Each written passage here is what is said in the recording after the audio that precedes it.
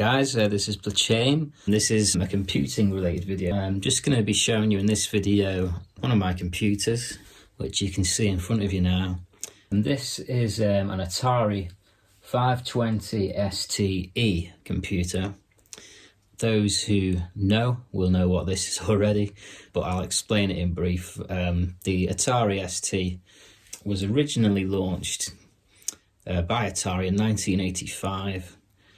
And it was just called the ST, the original version. I think there was a 130 ST planned with 128 kilobytes of memory, but it very quickly became apparent that the built-in operating system wouldn't load, or it would load and not do much else with that amount of memory. So they increased that to 256 kilobytes. And did the 260 ST, which is extremely rare. I think it's more common in Germany, but the 520 is probably the most popular version. And the original 520 ST, there was also a 1040 ST, which is also popular. In the manual it says there is a 2080 ST with 2 megabytes of RAM, but I've never seen one in the wild. If you have, let me know.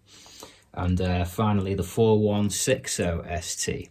Now, as I say, this isn't an ST as such, this is an STE. In 1989, Atari did an upgrade on the ST line and brought out the E range, so 520 STE, 1040 STE, etc. And STE versions had Blitter as standard, and enhanced sound, some changes, slight changes to the case as well. And yeah, but we'll go over my one in more detail shortly. I've been using STs. My first ST I got from a friend in the very late 90s when they weren't worth a lot of money. And but yeah, it came with absolutely loads of discs, and I remember having great fun going through all the discs and loading them all and seeing what was on them. The ST was a competitor with the Commodore Amiga range of computers that were out a similar time, sort of mid-80s to mid-90s. But yeah, without further ado, let's have a look at this one in a bit more detail. Now, I am filming this at night, so if the colours are a bit off with my lighting here, apologies for that, but the case is in very, very good condition. It was a really nice example when I bought this one, probably about 6 months ago. Not the first ST I've had, and it probably won't be the last. But yeah, look at that, it's really nice condition. Now, the subtle changes that I mentioned earlier with the ST, there are differences with the back ports, and I'll try and get round the back to show you. So for example, on the STE, you have, like on the Amiga, you have the RCA audio out, which is really nice to give you stereo sound. The original ST was only mono. And also on the other side, you get these little control ports here. Now, even though these look like the standard 9-pin mouse and joystick ports, they are not. And they very rarely know of them getting used, to be honest with you. I understand that they are compatible with the Atari Jaguar controllers. The Atari Jaguar being Atari's games console that they brought out later on in the kind of early 90s. And that lasted till like the mid-90s, and then Atari kind of went out of business in that form anyway. They are still kicking around in some form or another. But yeah, I think even Amiga people, because there was and still is in some areas a very big rivalry between this and the Amiga. But I think even some diehard Amiga fans do acknowledge that it's a very nice looking computer. I don't know, does it look better than an Amiga 500? I don't know, let me know what you think in the comments. But yeah, without further ado, again, I'm going to fire this up. It's hooked up to my Checkmate monitor here, which I've also done a review on in another one of my videos if you want to check that out. But yeah, there's no expansions plugged into it at the moment. So I do have an expansion, but I'm going to review that in another video. So this is just a 520 ST. It has been upgraded to 4 megabytes of memory, but other than that, it is completely standard. So we are now going to switch on this Atari 520 STE computer. This is done by flicking a rocker switch at the back of the machine, and of course making sure you have power connected. I normally switch the monitor on first and make sure there's no disk in the drive. It's going to boot automatically, and fire it up into the GEM desktop environment, which is running on this machine, and any standard ST. And the version that's modified for the ST is called TOS, which I believe stands for Tramiel Operating System, or the operating system, depending on where you read about these.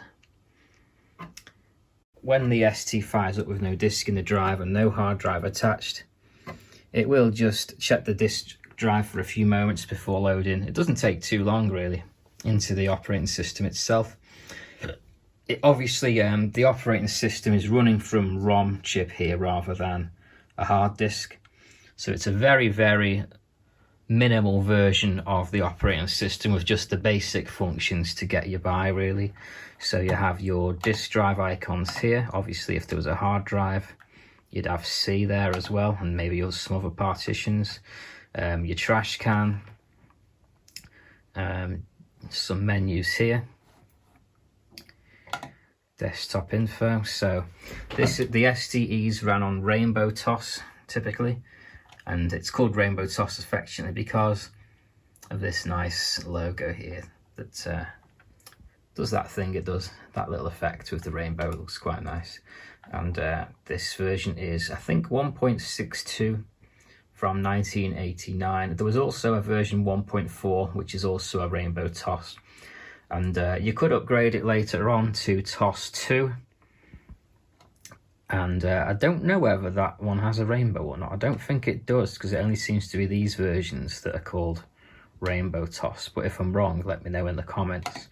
The later computer that Atari launched in 1993, the Atari Falcon, ran TOS version 4. There have been other updates to the operating system in all the years that have followed, all sorts of different versions of it and different variants.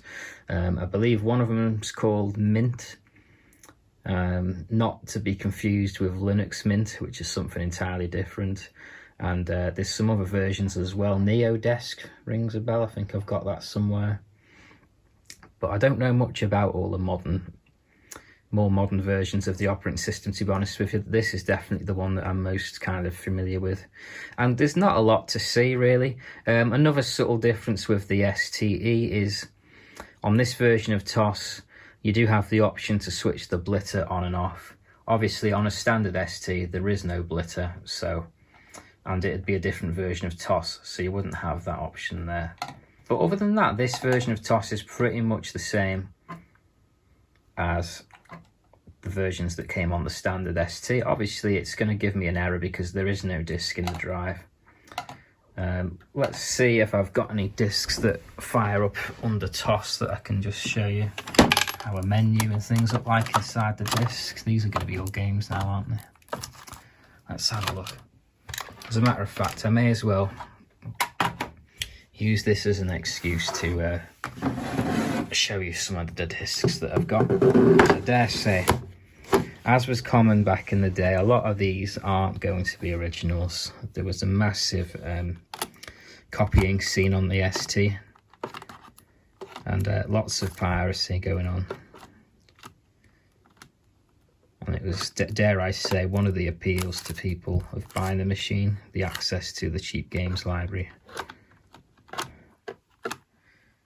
Working ST language and tools. So this is basically, when you read the ST manual, the ST actually comes with this disc, like an original version of this disc, and the manual tells you to make a backup copy of it. It's because obviously you don't want the only copy you've got of this going bad, because then you're kind of screwed really, because this gives you a more comprehensive version of the operating system and a few more tools and utilities. And this should boot as well. So what I'll do is I'll put these discs away and we'll boot into this, and I'll show you what's included. There's no feeling quite like getting a floppy disk and just slotting it into the drive. Don't know how you feel about that, but I just found it really satisfying. And with the disc in the drive, it should now boot up. You can hear the drive clunking away. It's got a software accelerator on here. I believe, if I remember rightly, this just makes the redrawing of windows and things a bit faster. And as you can see, it's slightly modified to the version we had before. It's in a medium resolution, this version. If I can get my mouse to work, it's not... I don't know whether the mouse gets on with this mouse mat or not. Might need to get a proper Atari mouse mat. I'm sure I've got one somewhere. But yeah, in the menu here, you've got the option to set low, medium or high resolution. High is grayed out because for that resolution, you need a specialized Atari mono monitor, and that will give you a higher resolution. And that resolution was what would have been used, because these computers were used widely and still are to some degree used in recording studios. And they ran Cubase, and obviously to use that program you need some real estate on your screen, hence the high resolution. That's what was used for that. These computers as well were used for desktop publishing, which again would utilize the high resolution. The benefits of high resolution is you get much clearer display at a higher resolution. And the downside to it is you can't really run games. Very, very small number of games will run in high resolution black and white mono on a mono screen. Most of them require a color monitor, which limits you to a low or a medium resolution. The ST is limited to 16 colors on screen at once. And the STE increases that, I believe, to 32, which puts it on a par with an Amiga 500. I don't think many games developers utilised the STE much. There are some STE only games, and there's been more over recent years from the homebrew community and things, but I think overall most of the games were just designed for the ST. That's not to say it isn't worth getting an STE, because there is some pretty nice programs and games that are STE only that you can get access to. And on the flip side of that, some of the older ST games aren't compatible with this out of the box, but there are fixes that you can get off the internet and use with a modern hard drive device which will let you run those games. So there you go. Let's have a look what's on this language disk. There's some folders in here. Yeah, that's that warp accessory that I was showing that speeds things up. What utilities do we have in here? Oh, there's a control panel as well. Control panel. So that sets the clock and things. For some reason it thinks it's 2028. I'm getting a bit ahead of ourselves here. But with a battery installed, this is obviously where you set the date and time. You can also, to some degree, customize your desktop by changing the colors.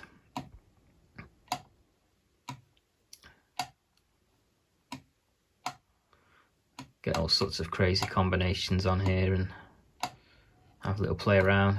I just stick to the standard version, to be honest. It looks fine. Green's my favourite colour, so this suits me fine. Utilities, let's have a look in here. Got some copying programs. Mike, what's in there? Nothing, I just decided to create a folder and put nothing in it. That sounds like me. Fills, what's that? I think these are backdrops that you can get for the operating system, but I think you need another program to use them. I think you need something like NeoDesk or Geneva to change the background. I don't think standard TOS Rainbow Toss 1.6 will let you do that.